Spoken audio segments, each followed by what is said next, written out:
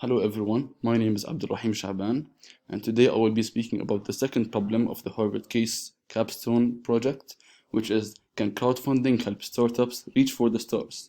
Starbase as a cryptocurrency-enabled crowdfunding platform. So the problem is that Brian Fleming, owner and founder of Brightworks, wants to create an educational platform to improve mathematics, science, and literacy in under-resourced schools. Brian also has passion for blockchain and is looking forward into launching an ICO for his business through blockchain-based crowdfunding platform Starbase. So just some basic statistics: 81% of ICOs turn out to be scams, 6% fail, 5% die within a year and a half, and total 91% of ICOs generally fail. Now I will be discussing difference between funding types. So first we will discuss the merits of cryptocurrency-based crowdfunding platforms.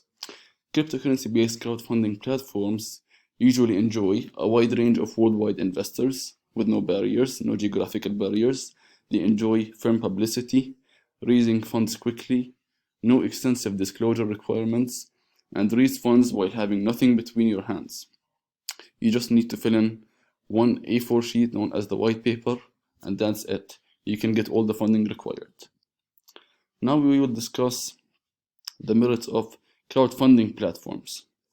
Now these as well enjoy a wide range of investors with no geographical barriers. They also enjoy firm publicity, but not as much as the ICO related platforms. They enjoy free marketing. Well, they technically get more publicity than the ICO platforms. They raise funds moderately quickly, slower than the ICOs, and the finance options include equity donation or reward, and they usually have loyal customer base because these fundings usually include stuff that have products or prototypes. Now the last funding type that we will be speaking about is venture capital. So some of the merits of venture capital are that the venture capital firm will help build a good network and connections. They are much more trustworthy, and there is no obligation for repayment, as well as they will offer treasured experience and opportunity. Now here we will be talking about ICOs. What is notable about these ICOs is that they have nothing related to technology or blockchain technology, generally speaking. They just issued coin.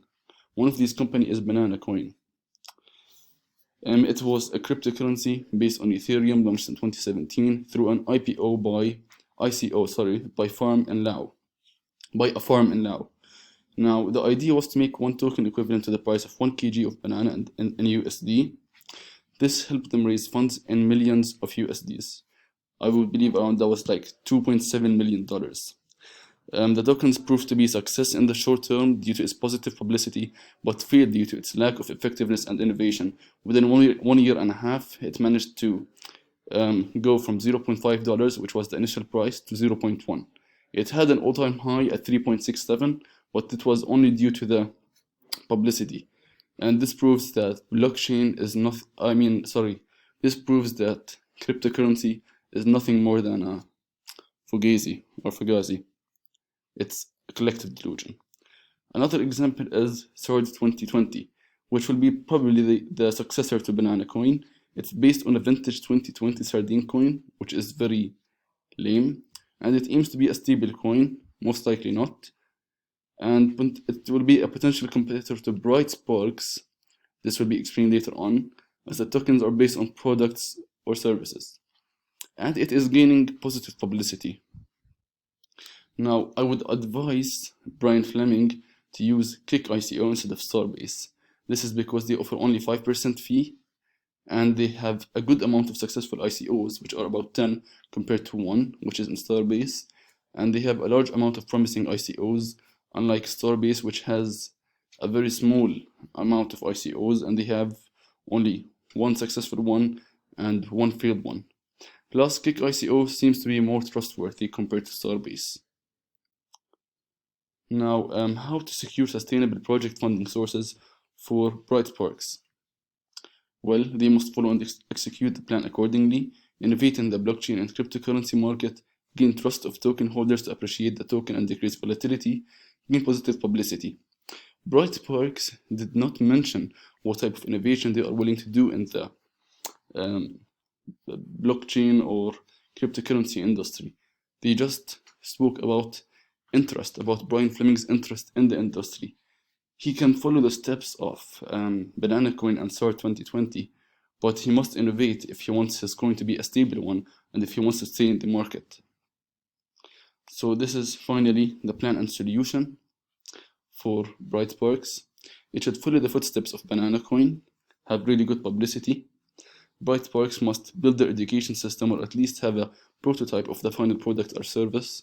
This is so they can have more trustworthiness, and this will allow their coin to be more stable as they are developing their blockchain related technology if they want to do so.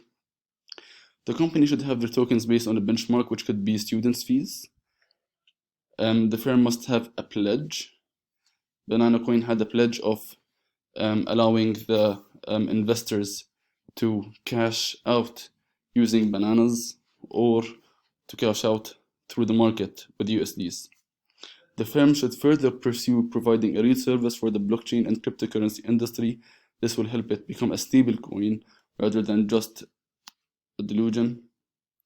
Brightparks should use KickICO as a blockchain-based crowdfunding platform rather than Starbase. And the firms must act quickly upon its plans. And it's very noticeable to say that, very important to say that usually investors and ICOs require very fast returns. So yeah, Brightparks must keep their investors engaged and try to let them to hold into their tokens rather than selling them quickly. And yeah, that was it. Thank you very much.